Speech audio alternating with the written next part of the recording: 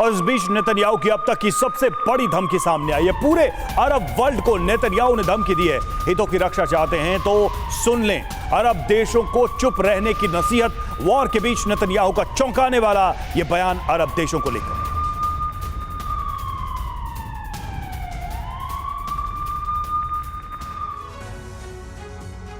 तो Benjamin Netanyahu बड़ी जंग के लिए पूरी तरह से तैयार हैं और उनके लगातार जो स्टेटमेंट सामने आ रहे हैं वो इसकी तस्दीक करते हैं। आइए देखते हैं कि इजरायली पीएम ने और क्या कुछ कहा है। अपने बयान में वो क्या इशारा देते हुए नजर आ रहे हैं। मैं अरब के लीडर से कहना चाहता हूं, अगर आप अपने हितों की रक्षा चाहते हैं तो आपको एक काम करना है, चुप रहें, अपना मुंह बंद कर लें। बिल्कुल ये इशारा कर रहा है कि एक लिमिट जो है वो तय कर दी है नेतन्याहू ने कि बीच में अगर कोई दखल देगा तो उस पर भी हम हमला करने से नहीं चुकेंगे। आइए नेतन्याहू के बयान की टाइमिंग और उससे उठ रहे सवालों पर भी गौर कर लेते हैं कि क्या अहम सवाल इससे पैदा होते हैं। जल्दी से देखते हैं। पूरे अरब वर्ल्ड से पंगा लेने की तैयारी, अपने हितों की रक्षा करनी है तो अरब वर्ल्ड चुप रहे, ये चेतावनी बेंजामिन नेतन्याहू का। इसकी टाइमिंग देखिए, ये कब बयान आया है। OIC अरब लीग की मीटिंग के वक्त ही ये बयान आया है समीर, और ये टाइमिंग अपने आप में काफी सीरियस है, गंभीर है। बिल्कुल, और 5 संभावित परिणाम, नतीजे भी इसके नजर आते हैं। अरब वर्ल्ड इस पर रिएक्ट करेगा, अमेरिका भी असहज होगा निश्चित तौर पर, दुश्मनों को मौका मिलेगा, मुस्लिम वर्ल्ड नाराज होगा और इजरायली हित निश्चित तौर पर प्रभावित होंगे। पूरे अरब वर्ल्ड से पंगा लेना इजराइल के लिए आज की तारीख में मुमकिन नजर आता है क्या? यह सवाल आपके जहन में भी जरूर उठ रहा होगा। जवाब लेने की कोशिश करते हैं। हमारे साथ 2 खास मेहमान इस वक्त जुड़ रहे हैं। मेजर जनरल संजय स्वाय साहब, बहुत स्वागत है आपका। ब्रिगेडियर शरदेंदु हमारे साथ मौजूद हैं। पहला सवाल स्वाय साहब आपसे, क्या आज की तारीख में इजराइल पूरे अरब वर्ल्ड से पंगा लेने की स्थिति में नजर आता है? क्योंकि अभी इस वक्त भी 2 फ्रंट वॉर का सामना कर रहा है इजराइल।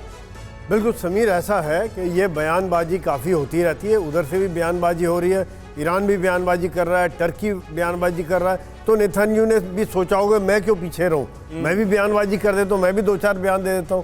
तो देखा जाए तो जो ग्राउंड सिचुएशन है वो इस प्रकार है कि वहाँ पर एक तरफ से ईरान और टर्की कोशिश कर रहे हैं कि पूरे मुस्लिम वर्ल्ड को इकट्ठा किया जाए इजराइल के खिलाफ, और लेकिन ये संभव नहीं, क्योंकि कई मुस्लिम देश पीस चाहते हैं, कई मुस्लिम देश तरक्की चाहते हैं, इकोनॉमिक डेवलपमेंट चाहते हैं। तो एक तो बात ये होगी वहाँ पे इकट्ठे नहीं हो पा रहे हैं। दूसरी बात ये कि इजराइल भी एक तरह से मैसेजिंग वाली बात है कि हाँ भाई आप इकट्ठे मत हो, ज़्यादा बीच में मत पड़ो, क्योंकि उसको इजराइल को मेन बैकिंग इस समय में अमेरिका की है। अगर अमेरिका, मैं सच ये फ्रैंक बता रहा हूँ, 2 दिन सप्लाई रोक दे तो इजराइल के पास इतना हथियार अम्यूनिशन नहीं होगा कि वो लड़ाई को जारी रख सके। तो पहली 2 फ्रंट क्या 4 फ्रंट खुले हुए, हमास, हिजबुल्ला, वेस्ट बैंक, और उधर से हूथी, उधर से सीरिया की तरफ से भी खतरा हो सकता है। और दूसरा जो वेस्ट बैंक में वहाँ से पैलेस्टीनियन लड़ाके, हूथी लड़ाके आने का खतरा। यही कारण है कि आप देखिए वेस्ट बैंक में इससे पहले बात ज़्यादा आगे बढ़े, उनको वहीं पे कंट्रोल करके अभी एक तरह से लॉ एंड ऑर्डर या लोकल लेवल की चीज़ें हैं उनको वहीं कंट्रोल करने की कोशिश हो रही है समीर। बिल्कुल, और देखिए एक और बड़ी खबर, बड़ा अपडेट। सीरिया में फिर टारगेट पर अमेरिकी बेस पर रॉकेट से हमला। अमेरिकी बेस पर कई रॉकेट्स दागे गए। ईरान समर्थित गुट अल नुस्बा का यह दावा है कि उसने अमेरिकी बेस पर हमले किए हैं। लगातार ये हमले हो रहे हैं और देखिए सीरिया में ये फिर हमला हुआ है। अमेरिका टारगेट पर, निशाने पर, अमेरिकी बेस को निशाना बनाकर रॉकेट से हमले किए गए। ये देखिए एक के बाद एक कई रॉकेट दागे गए। ईरान समर्थित गुट अल नुस्बा ने दावा किया।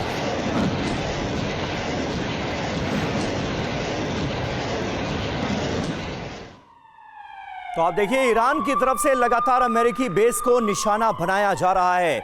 इस बीच गाजा में इजराइल की भीषण बमबारी की खबर सामने आ रही है। बमबारी से रिहायशी इमारत को ध्वस्त कर दिया गया। दक्षिण गाजा में यह बहुत बड़ा हमला अंजाम दिया गया है। खान यूनिस में इजराइल की बमबारी शुरू हो गई है।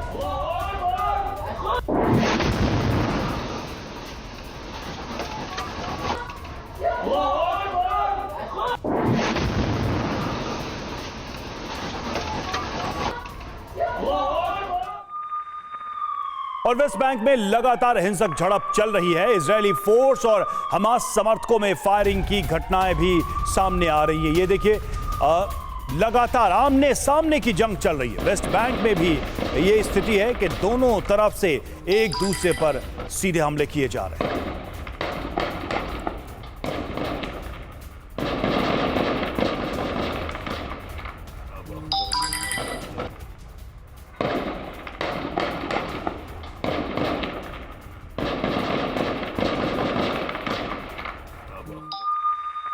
और बड़ी खबर, ओआईसी अरब मीटिंग पर ईरान का बड़ा प्रस्ताव। जनमत संग्रह से फिलिस्तीन राष्ट्र की मांग कर दी है ईरान ने।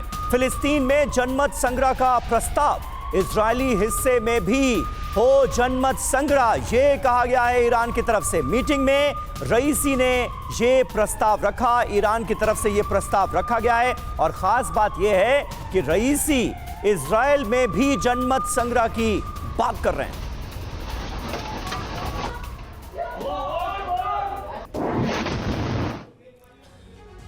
और आइए देखते हैं कि ईरान के राष्ट्रपति रईसी का पूरा रेफरेंडम फॉर्मूला है क्या, जिस रेफरेंडम की वो बात कर रहे हैं। तो रईसी का रेफरेंडम फॉर्मूला, जल्दी से कुछ बड़ी बातों पर नजर डालते हैं। भूमध्य सागर से जॉर्डन नदी तक जनमत संग्रह की वो बात कर रहे हैं। भूमध्य सागर से जॉर्डन नदी तक फिलिस्तीन राष्ट्र बने, ये भी वो इशारा कर रहे हैं। जी हां, हर नागरिक को जनमत संग्रह में शामिल किया जाए, ये कहा गया है रईसी की तरफ से, ईरान की तरफ से। और सबसे इंपॉर्टेंट ये कि मुस्लिम, यहूदी, ईसाई सभी जनमत संग्रह में भाग लें। और इस रेफरेंडम का दायरा बहुत बड़ा होना चाहिए, इजराइल के लोग भी इस रेफरेंडम में पार्टिसिपेट करें, यह कहा गया है ईरान की तरफ से। दावा यह है कि इससे दशकों लंबे संघर्ष का लोकतांत्रिक हल संभव है, ये ईरान का मानना है। और ईरान का लक्ष्य क्या है ये भी समझिए। रेफरेंडम के जरिए फिलिस्तीन राष्ट्र को हासिल करना, एक तो ये, और नक्शे से इजराइल का वजूद मिटाना, यानी कि इजराइल रहे ही ना। सवाल यही है कि इस तरह के प्रस्तावों पर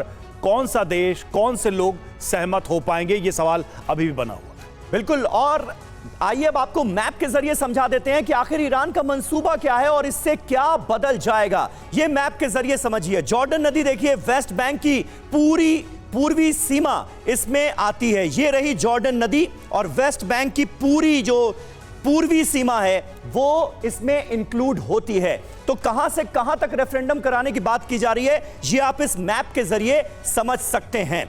तो ये इजराइल की उत्तर पूर्वी सीमा आप देखिए, ये यहां पर आ रही है, यानी इजराइल को भी उन्होंने शामिल कर लिया। और इसीलिए वो ये कह रहे हैं कि जो इजराइल के लोग हैं वो भी इस रेफरेंडम में, इस जनमत संग्रह में पार्टिसिपेट करें।